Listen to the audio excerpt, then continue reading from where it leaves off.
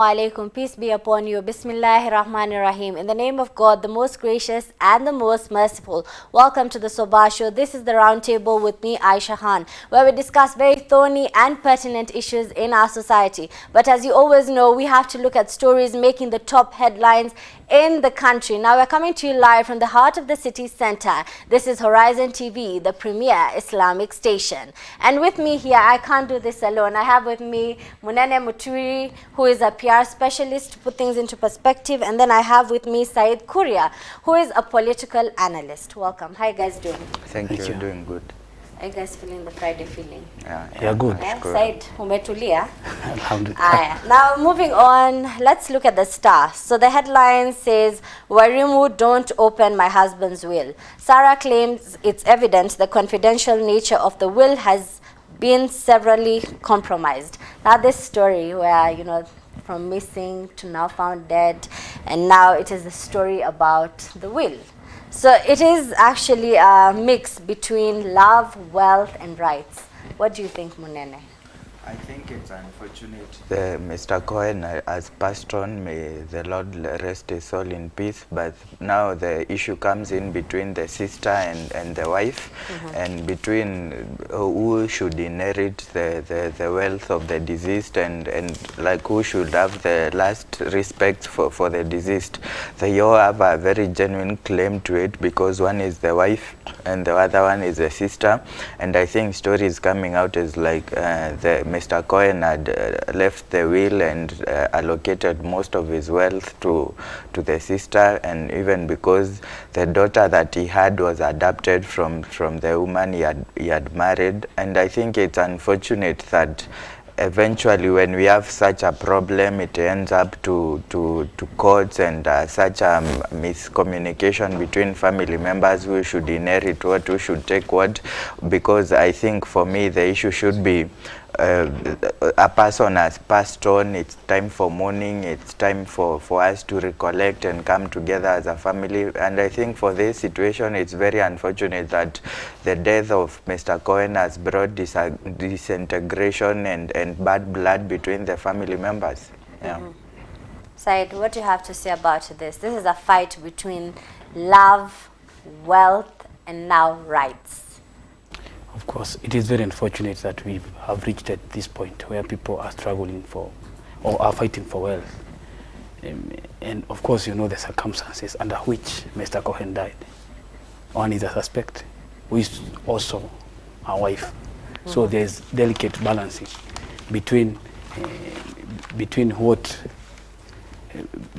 the relationship between Cohen and the Wairimu, Sarah Wairimu, who is wife, and of course the circumstances the Wairimu is in, and the sisters, of course, who is a blood sister, has a right of claim to the issues that pertains to her brother. So I think we should allow investigations, of course, to continue, and of course the court to do its part. Then we should also consider, of course, the feelings, because everyone is innocent until proven guilty. We cannot condemn the suspect who is in prison before the case is concluded. And at the same point, we should also consider the feelings of the family members, the sister to Cohen and even brothers, because they want to see justice being done. And in this case, one of the suspects is person of interest to the Cohen's issues. When I talk about issues, I'm talking to will, I'm talking to how the Cohen will be buried and the time he'll be buried. So we must approach the government and even the people involved, the lawyers, must rise above the interest, the personal interest they have. Of course, because the lawyer who is defending Mr. Cohen will automatically side with Cohen and the sister. And the lawyer who is defending, it is obvious he'll side with Wairimu, the one who is defending Wairimu. But they must also rise above these matters, because it is important to know that these such cases attract emotions, and we may even have worse situation than we are in currently. Now coming to you, Munene, just on this note, where this story was seen, it's really been dragged. It has a very long history and it's been making headlines for the longest time ever. Do you think people fall in love for the wrong reasons? Could we put it like that? I think you wouldn't be reaching out far when you claim some people fall in love for the wrong reasons.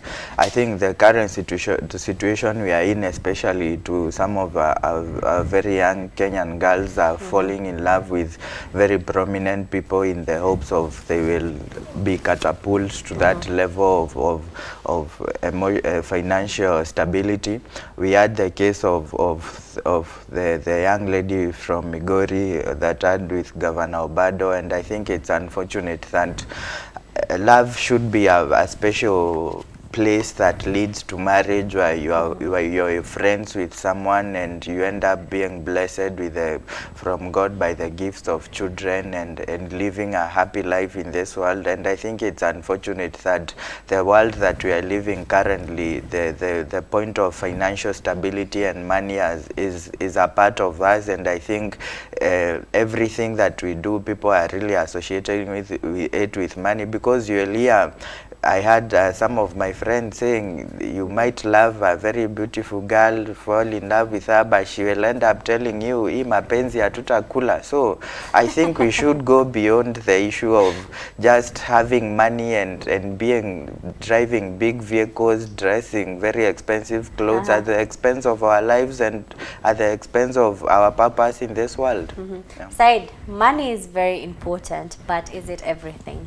It is not everything, and in fact the motive of marriage should not be accumulating wealth or getting wealth from any partner, whether you are planning to get it from a lady or a man, because that is what brings problems. If your motive maybe was to become rich after you have married someone, when things go wrong, or when your expectations not turn out what you expected, then that is what leads to the things we are saying. Of course, I don't want to say that Wairimu is guilty, but there is overwhelming circumstantial evidence that maybe she participated in the murder. And we have had such cases in the past. And as he has said, the motive, the interest of marriage is very important. If you're marrying because of love and to, of course, build each other, I believe the marriage will end well. But if you are marrying each other maybe to make money from each other, then there's a problem. And then there's a problem. Such cases. Yes, and we see such cases. So now we're moving on to the standard. MCAs win big in governor's push for change of law. County chief starts Ugatuzi initiative with radical proposals to change the executive and mouth-watering proposals for MCAs, including higher packs like car grants and low-cost mortgages. Now that is, the story is continuing on page 6, where now it says, through their Ugatuzi initiative, the county bosses have recommended appointment of a premier who will be the head of government, 2 deputy premiers, a cabinet appointed from among MPs with at least 1/3 picked from outside parliament, and reintroduces assistant ministers. Now we have had very many initiatives from Punguza Mzigo to BBI, and now this one, the new one. What do you have to say?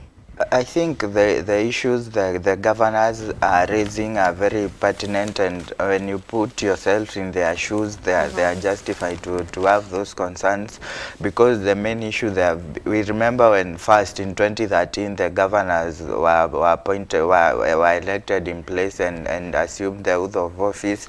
There was the issue of, are they state officials, will they be able to fly the national flag on their vehicles, and it was a very heated debate on that. And I think for governors, for them asking to be included, to be a part of the executive, I think when you put yourself in their shoes, I think it's well justified for them to ask for that, because they are accounting officers in a government that is a part of a government, in another part, in a small government, or we can call it that way. And I think the issue of bringing up people, ministers who are from parliament, I think all across the political divide we've been having complaints that these technocrats that have been appointed as CSs really don't get, they are only sitting in Nairobi in their offices, and they really don't get the issues that are affecting the citizens down there. So because if we had a minister who is a politician, every weekend you will be going back home, people will be telling him the real issues that are affecting Kenyans, and I think you will be able to raise the issue in parliament, raise the issue at the cabinet, you will go back to the National Assembly, and other members of parliament will bring the issues that they have had, they have been told from their constituents when they had last visited there, and I think we'll be able to coordinate more the workings of government. But I think at the end of the day, all these issues, the Punguza Mzigo, BBI, Ugatuzi initiative should endeavor to enable Wanjiko to live a better life and to be able to be economically empowered, and to bring about the issue of tribalism to come at end. I think all these initiatives should strive to bring hope and a better future for this country, not just for personal gain. Perfect. What are your thoughts, Said? I think most of these initiatives are selfish. And if you look at governors, this is a disguised BBI agenda. They have the same agenda of increasing posts at the top. And if you look carefully, majority of governors cannot vie again come 2022, because they'll have vied for 2 terms, and you cannot vie for 3 terms as a governor. You can only serve for 2 terms. So majority, they are hoping if they create positions at the top, they can be accommodated at the top. And when I'll give examples, someone like Ali Hassan Joho, he can't vie again. So he has to, of course, if he retires and does not get any political post, of course he go to political oblivion and he become irrelevant. And majority of these politicians cannot stay without being in positions. So now they want to use this Ugatuzi thing to, of course, create positions for themselves at the top. And I don't differentiate Ugatuzi from BBI. And when you say that they have given MCA parks, they are enticing MCA so that they can pass this initiative. The same case with Punguza Mizigo. They had tried to sugarcoat the whole thing so that MCAs can support the initiative. So me, I don't see the difference. I'll say we don't have shortage of laws in this country. If we can implement the laws we have, we can achieve as a country. We can achieve development. We can achieve the things we want to achieve as a country.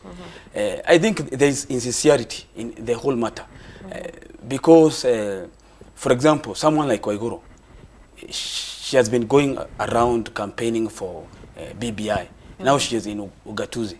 So which initiative does she support? There is a contradiction. This means both Ugatuzi and BBI are the one and the same thing.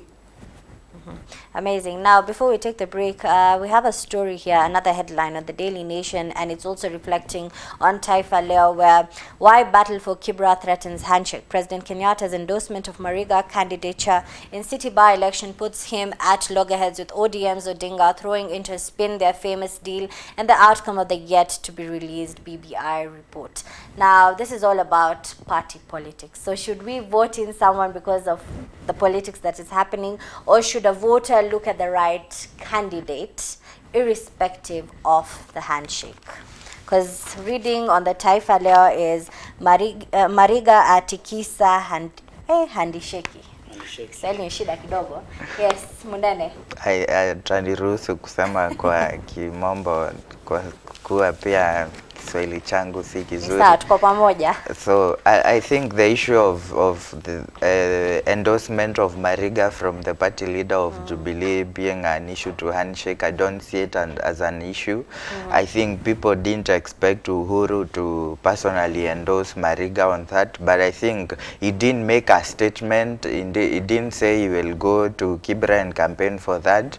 I think he only received him as a party leader. The issues going around that the DP forced his hand to take Mariga to State House and to force the president to accept him because he's the party leader for I think it's just for the cameras. But the issue of the handshake, the main thing is we've not seen the main problem comes about if Mr. Kenyatta and Mr. Odinga start attacking each other, and we are going to see in the coming days. But Mr. Odinga has been very genuine, saying that there is a very close relationship between him and Mr. Kenyatta, and I think this is what the handshake tried to bring about. There is peace and tranquility in the country. You can imagine right now if Mr. Kenyatta was in Kibra and Mr. Raila was in Kibra right now would be burning, Nairobi right now would be unbearable, it will be burning. But this brings about, opens more about the doors of democracy, because the aspirants have the right to just campaign without expecting violence, without expecting to be chased away. There is the whole freedom of democracy, and I think this is what we should strive for. Just because people are vying for political seats, it's not a matter of life and death. And I think you can see it in Kibra right now. Their businesses are open in the evening, people attend the political meetings, go back home, and at the end of the day, people of Kibra should be given the electoral justice to vote for the member they want. For me, it's all about democracy. Perfect. So, Said, I'll be coming to your opinion after the break. So we will be taking a short break. Remember, you can join in the conversation at Horizontv Kenya on Twitter, Facebook, and Instagram. Stay tuned. Assalamu alaikum. Let's brighten up your morning. I am Aisha Khan and you're watching the Sabah Show only on Horizon TV.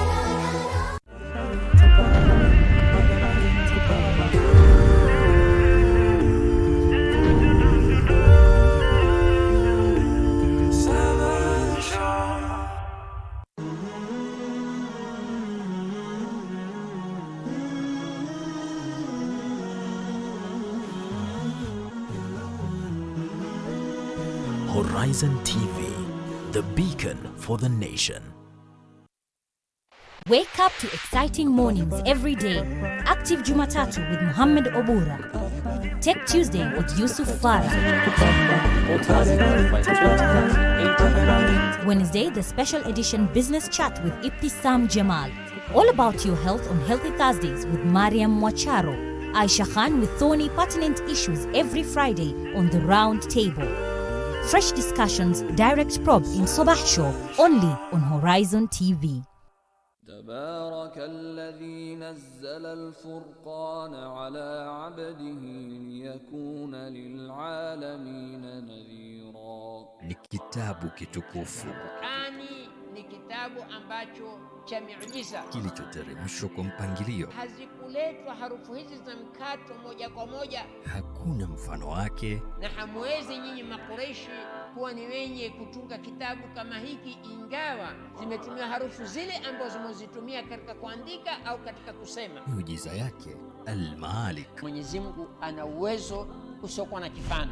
Ni malengo ya Qur'an. Khazain zote za ardhi na samawati ziko mikononi mwake. Sheikh Muhammad Badamana na uchambuzi wa Qur'an kwa undani kila Alhamisi saa 3 usiku kwenye Horizon TV.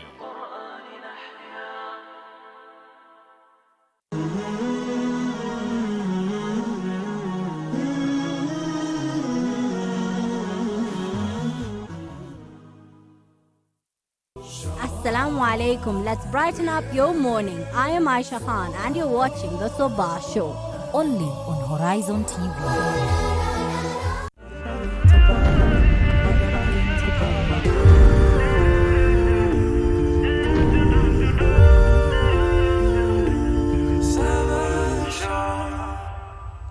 We're coming to you live from the heart of the city center. This is Horizon TV, the premier Islamic station. Now, welcome back to the second segment of the newspaper review section.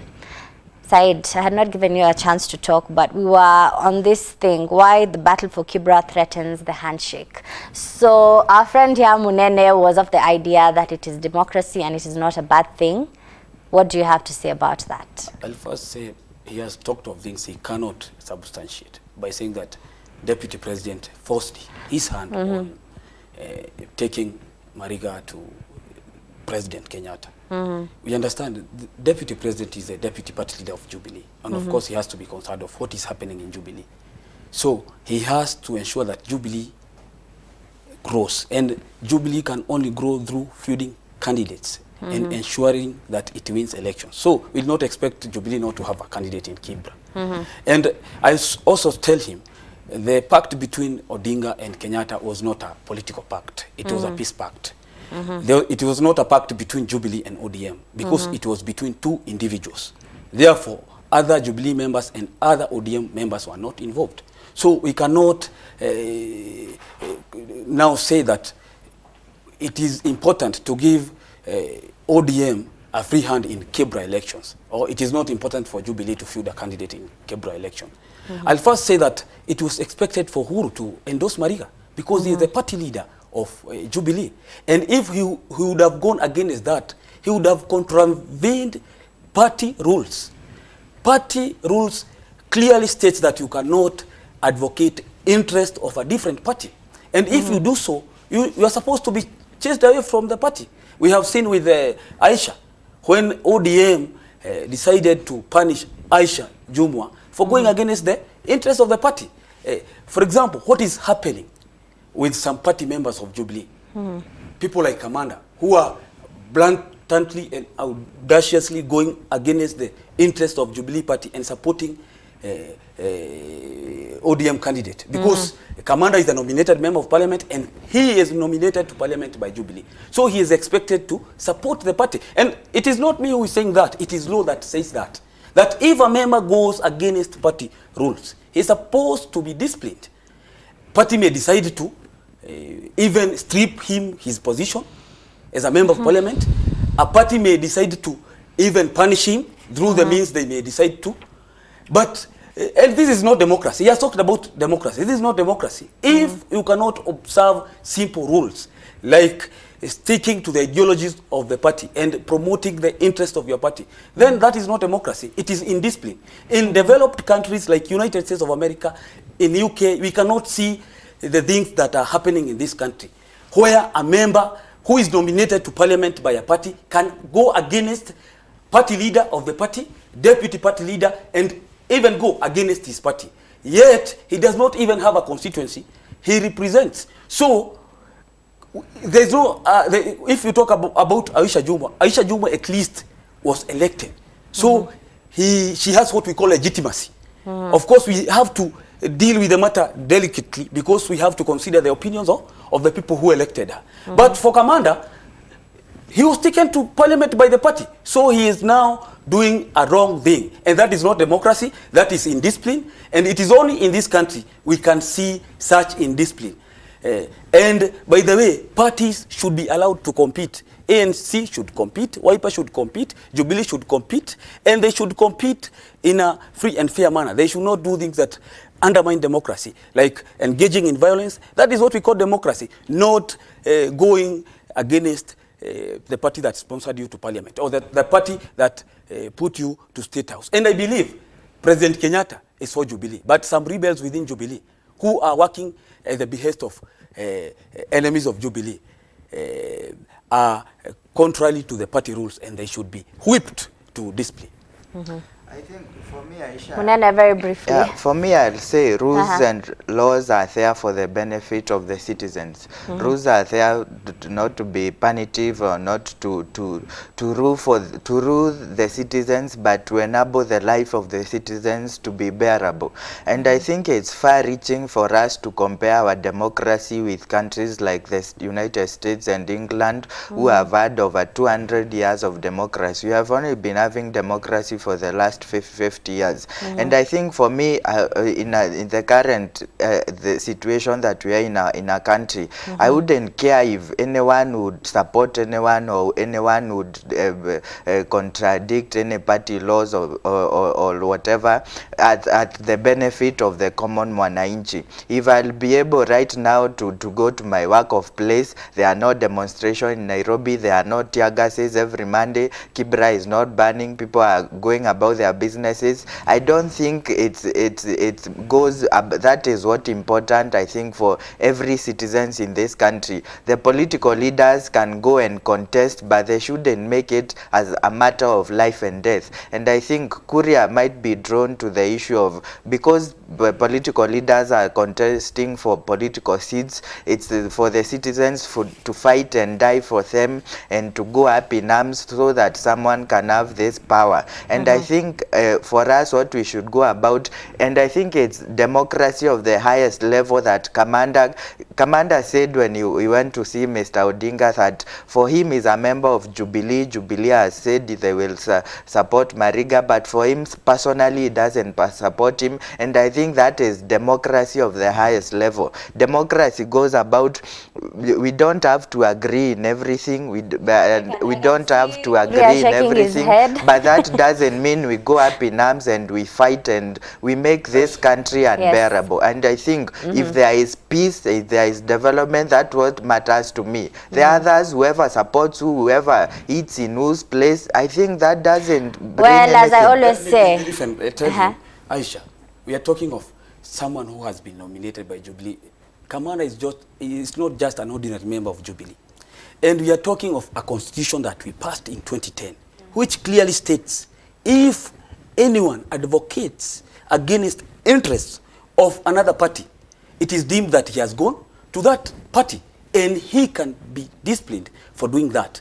So we cannot have double standards in this country. We cannot have two sets of law. ODM should not laud a commander for going against the wishes of his party and then discipline Aisha. I believe we should have one set of laws where everyone is treated equally, and we should not pass laws for the sake of passing them. We should pass them to honor them, because that is that is the problem in this country. We pass laws, but we don't honor them. I don't know which democracy is talking about. Democracy is about rule of law, and you must observe laws that you have passed, because these laws were passed by majority of Kenyans, and Kenyans believe these laws are good for them. So on to a lighter note, away from politics. Now, on the Friday bulletin, we have hijab judiciary abetting injustice to Muslims. A high court decision which ruled that students subscribing to the Rastafari faith are in order to wear dreadlocks and should not be sent away from school has evoked complaints of injustice, discrimination and double standards from Muslims. Now, should Muslims fight back using this as a precedent? Of course, this is injustice, and it has been thrown into the face of Muslims, and it's as if we are lesser beings in this country, because I don't believe you can claim to have a religion which you can defend a religion of rights of a particular religion, then take rights of another religion on the other side, because the same courts that say that hijab should not be schools should have should make decisions on whether their students should wear hijab or not. It's the same court that decided that teachers and even schools don't have power to decide whether these people should put dreadlocks or not. So we wonder which country are we living in. And I will repeat to what I have just said. We should not have two set of laws in this country. Laws for big boys and laws for small boys. We should just have one set of law. Laws should cut across. We are not demanding much as Muslims. We are just saying we need to honor our religious obligations. We need to put hijab because it is a religious obligation. The same case, Rastafarians are not demanding much. They are just saying we want to put on dreadlocks because it is part of our religion. And I don't have problem with Rastafarians. In fact, I allowed the decision of the court to allow them to put on dreadlocks. But on the same note, we also demand that they should also give us a chance to exercise our religion the way we want, as long it doesn't interfere with other people or other religions. Amazing. Let me make a comment on that. Aisha, over 50 years ago, my grandfather Nto Kirera died in Mount Kenya forest fighting for the in the Mau Mau War for us to gain independence, so that we'll be able to have self-rule amongst us as black people. And I think when we passed the 2010 Constitution, it clearly states in the rights and of human beings, everyone has the right to practice the religion that they want. And I think it was naive for the Supreme Court to go ahead and make this judgment against the hijab, because as a country, I think we are one of the most liberal countries in Africa, because when we have national days in this republic, we have a traditionist old man who comes there and makes the tradition prayer. We have the Catholic bishop or the Anglican bishop who comes there, makes the prayer. And also we have a sheikh who comes and makes a prayer. And I think for us as a country, we don't look as a person according to which religion they practice. I was talking with my friends another day and telling them, on Sundays, every morning we wake up, our Muslim brothers at 5 o'clock with drums and loudspeakers, people in the churches having this worship and that kind of a thing. So I think it's rightful for everyone to respect the prayer day in Friday and any other day that the mosque is praying. And I think the Supreme Court, I respect the President of the Supreme Court, and I think they are going to look at this judgment again. And I think the issue of everyone has a right to practice the religion they want. People go about and say, my dress, my choice, my life, my choice. So if you choose your religion, you can choose it, and everyone else should respect that. I think we should come up with a slogan, my religion, my worship. Muslims should not feel intimidated by what is happening or what Supreme Court decided. They should fight, because of course freedoms are not gotten on silver platter.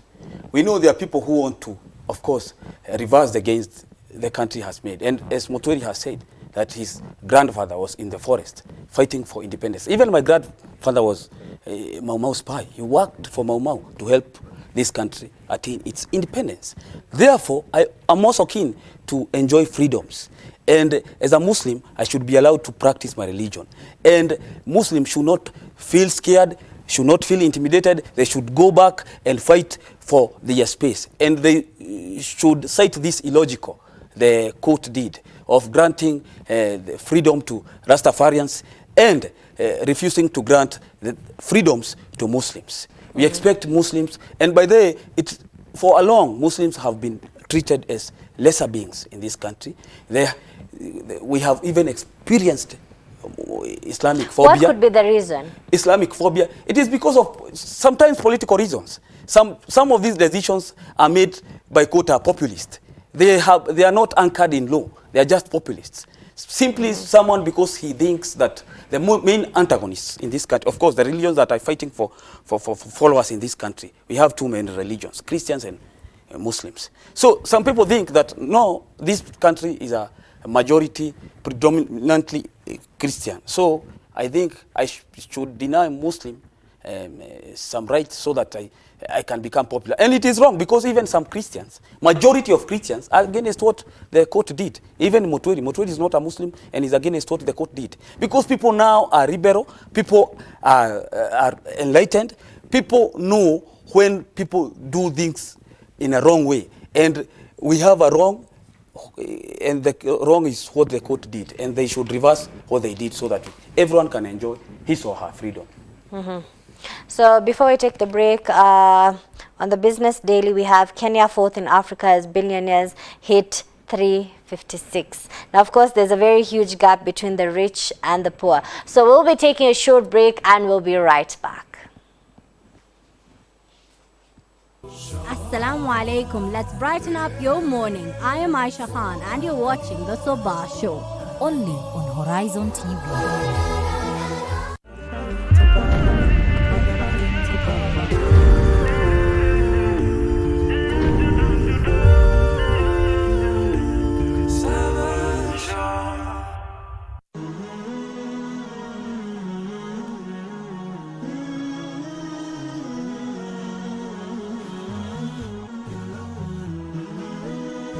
Horizon TV, the beacon for the nation.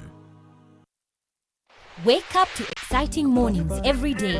Active Jumatatu with Muhammad Obura. Tech Tuesday with Yusuf Farah. Wednesday, the special edition Business Chat with Ibtisam Jamal. All about your health on Healthy Thursdays with Mariam Mwacharo. Aisha Khan with thorny pertinent issues every Friday on the Round Table. Fresh discussions, direct probe in Sabah Show, only on Horizon TV. Walk with us as we tell you the stories of our society. Wengine atavaa mtandio kichwani utafikiri ni kijihandkerchief. Enzi za wakati wa kusema ati alisema akasisitiza akihutubia wanahabari, enzi hizo hazipo tena. Kuchimbua na kunakili matukio kwa undani. We want to create current awareness ranging from adventure, human interest and inspirational stories, ili kuweza kukuelimisha, kukuburudisha na kukubumbuisha. Words have been said, but now it is time to lay the foundation that will impact the world. Terrorism is terrorism, no matter who is behind the trigger.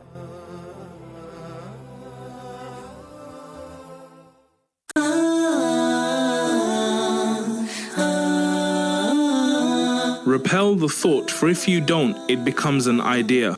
So repel the idea, for if you don't, it will become a desire.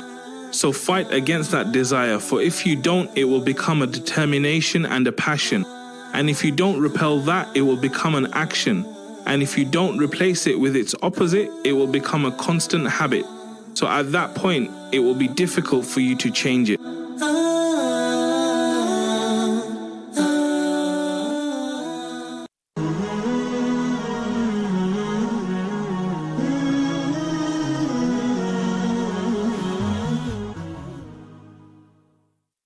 Assalamu alaikum. Let's brighten up your morning. I am Aisha Khan and you're watching the Sabah Show, only on Horizon TV.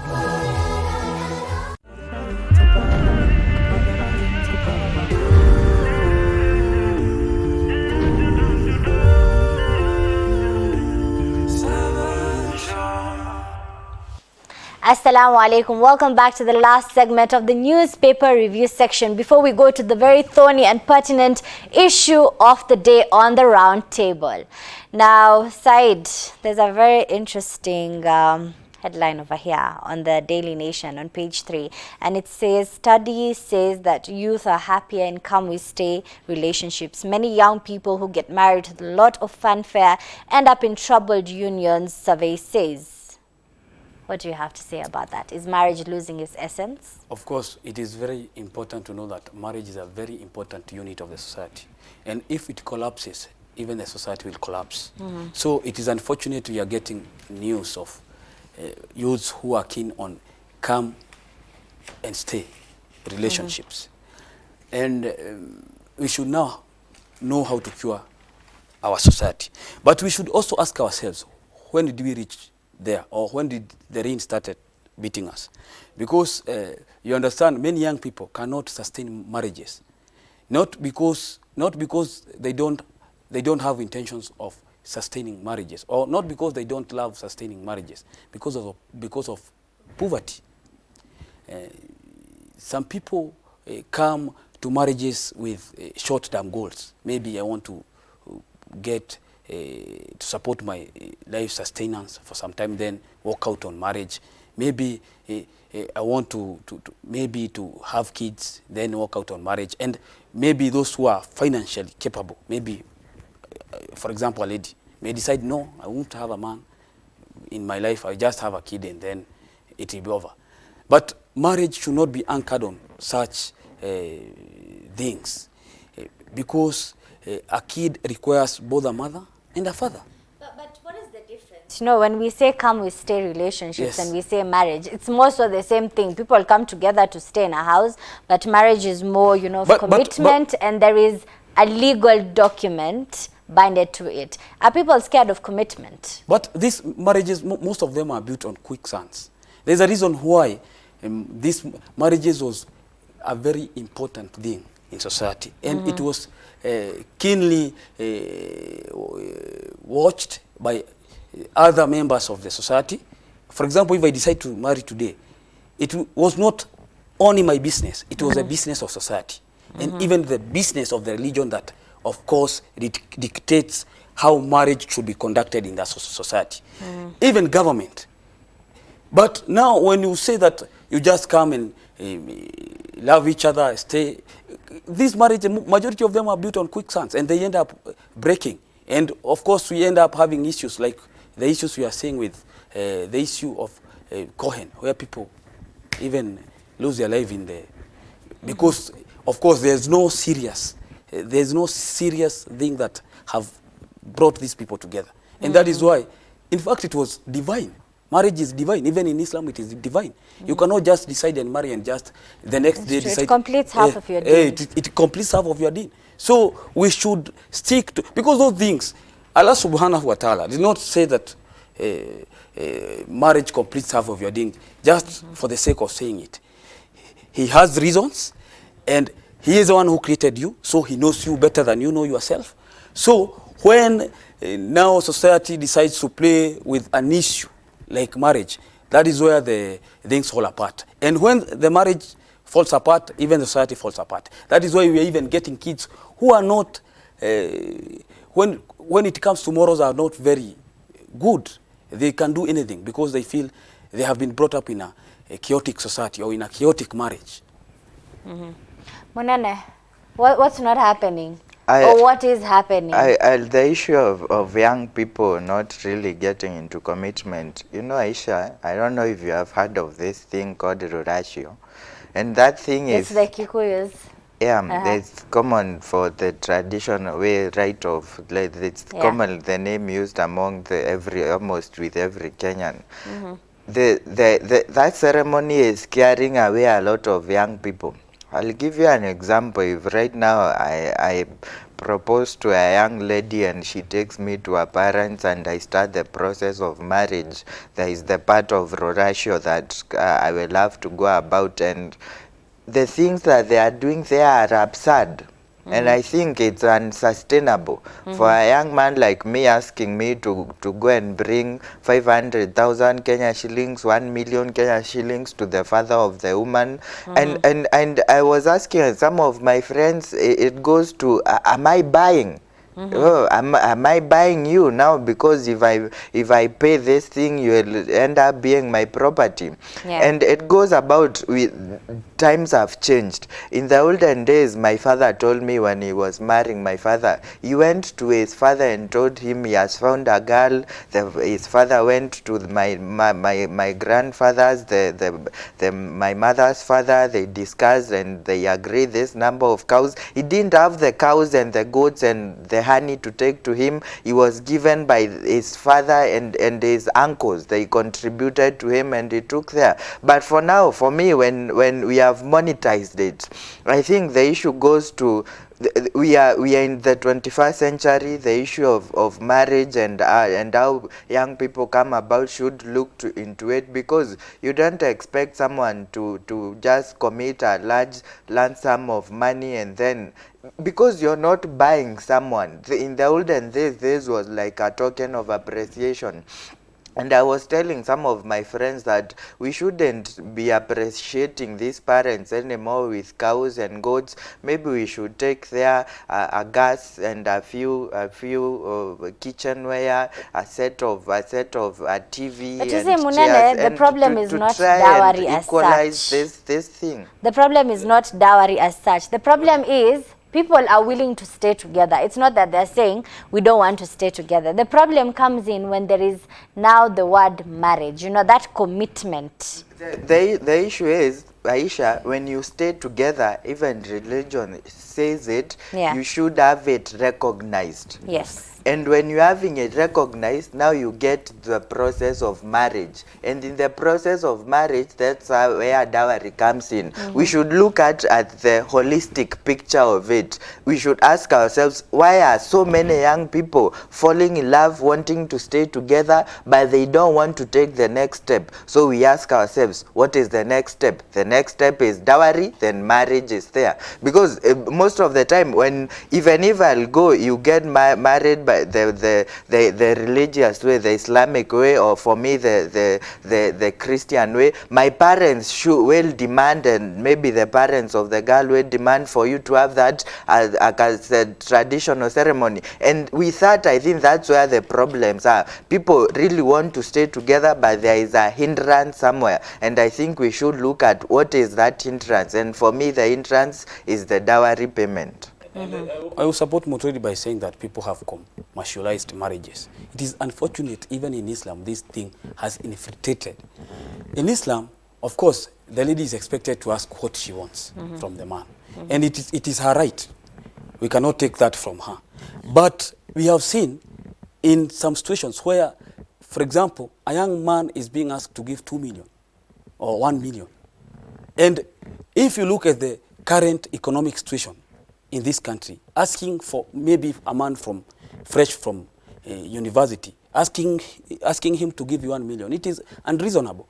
And it is affecting. And he has put it very clearly that the issue of dowry will always come when we decide to take religious route or when we decide to take the cultural route. That is why many young people are deciding to do marriages their own way. And we have the case of where even parents expect a lot from their children's marriages. You cannot go, some are even advising their kids, no, you can't go to some people. Those people can't afford you. You need people who will give you something and give you something that will make sense. In essence, when I say things that will make sense, the parents are talking of high amounts of money or even property. It is a money minting. The society has rotten to the core. Things have fallen apart and we are no longer at peace. And this has turned people into materialistic beings who only care of what they get in a process.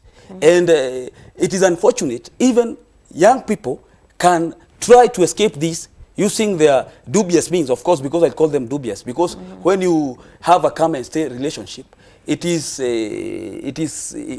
course, it is vulnerable to breakups. It is vulnerable because you are not accountable to anyone. You know, when you get in a marriage where religious leaders witness, your parents witness, you know you are accountable to those people, and you cannot just break it. You cannot just divorce your wife. Your parents will ask you, why did you divorce your wife? You have to give reasons, and you have to go through process. For a case in Islam, you have even to Kadhi must question why are you divorcing your wife? So something here. So yes. I believe commercialization of marriage is making youth escape the religious route. For the case of those who subscribe to religious practices, like me, who subscribes to Islam, and they are resorting to those come and stay marriages. For those who are even cultural, we still have problems. You have talked of Rorasho.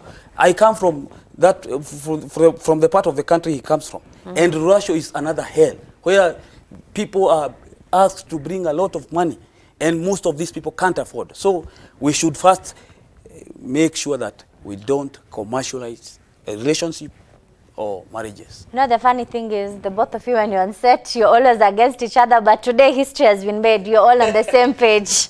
So moving on to the last story before we end this segment of the newspaper review session is parents fear teens' viral vulgar video will inspire others. A worried parent has come out to reveal deep fears for their child who attends a Nairobi school after a video where a pupil recorded himself talking very vulgar language as he shares it with his classmate, and it goes viral. We saw it on Twitter. Now, at what age, Munene, should we expose our children to social media? Very shortly. I'll give an example. I'm lucky enough to have a few nieces and nephews who fall to that category, and when I saw that video, it really shook me, and I thought the negligence that has gone to some of the parents and people who have responsibility of bringing up these young people in the current society that we are. And I think the issue of having phones and internet, we don't have I think it's Kuria who made this analogy that just because some of these things are good to the Western countries, don't equally translate they will be good to us. We have a different cultural orientation, and we have a different way of looking at things. I think the problems comes about the parents just want to replicate what they are seeing on television.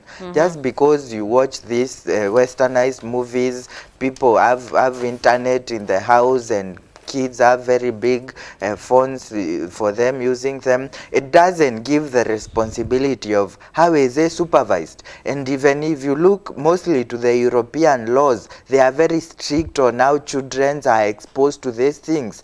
If a child will go ahead and say, but when a child in Europe, when a child is at home, they must have an older person with them all the time until they are 18. Right now in this country, we want to go and work and do these things on Saturday and Sunday, leave our children in the house with an internet connection and a phone. They don't go out to play. They are left to interact with Instagram, Facebook, WhatsApp, and we know the rot that is happening there, coming from us, the older generation, from them. So I think it's a responsibility of the parents to go about and relook this whole issue. And I think I'll advocate for us to go back to how most of us were brought up. Personally, for me, I'll give the example of my sister Purity. She has two teenagers. One is very briefly. Yeah, very briefly. And for them, none of them has phones. They are not allowed to have phones, though, and then they are not allowed to interact with everything, so every show on TV and that kind of a thing. Yes, and I think we should, our upbringing matters, and the issue of caning children should be the responsibility of parents. Caning children should be really emphasized, because I think these children need thorough caning and thorough beating for them to fall in line. And I think we have forgotten the issue of discipline. And for me, I'll go ahead and say I am where I am and how I am because my mother thoroughly caned me, and I'll thank her for that. And I think the children that we have right now should be caned. And if one day God will bless me with children, regardless, even if the law will say I'm not allowed to cane them, I think one or twice I'll have to thoroughly cane them and remind them that this is how I want, and for discipline. And at the end of the day, we'll be able to bring up a society that understand the issues as they are and the respect of the older people. Thank you. Thank you so much, Said, for gracing the set. Hoping to see you next week, and we can talk more about caning our children, or should we sit with them and talk to them diplomatically. Now we have come to the end of the newspaper review section. Now on to the round table in a few minutes, where we discuss very thorny and pertinent issues in our society. And of course, today is no exception. Now, is marriage losing its essence? Divorce is on the rise. What is the problem? Who is to blame? And what are the solutions? Stay tuned. Assalamu alaikum. Let's brighten up your morning. I am Aisha Khan, and you're watching the Sabah Show. Only on Horizon TV.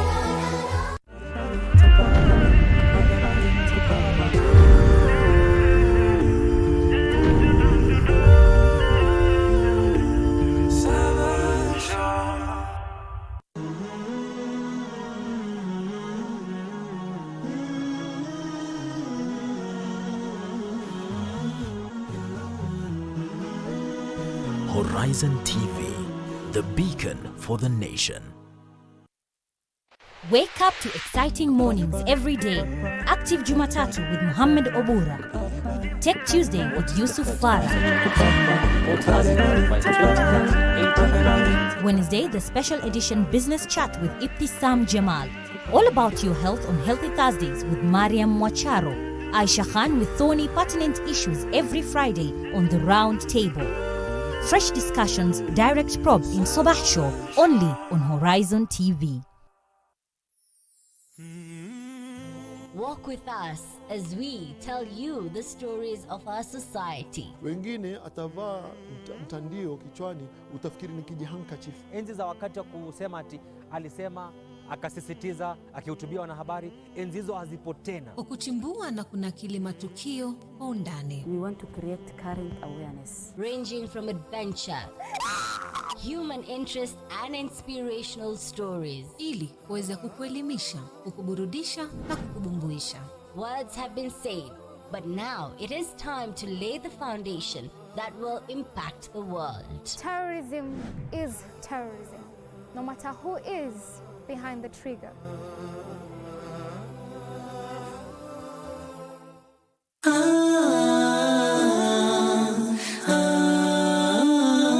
Repel the thought, for if you don't, it becomes an idea. So repel the idea, for if you don't, it will become a desire. So fight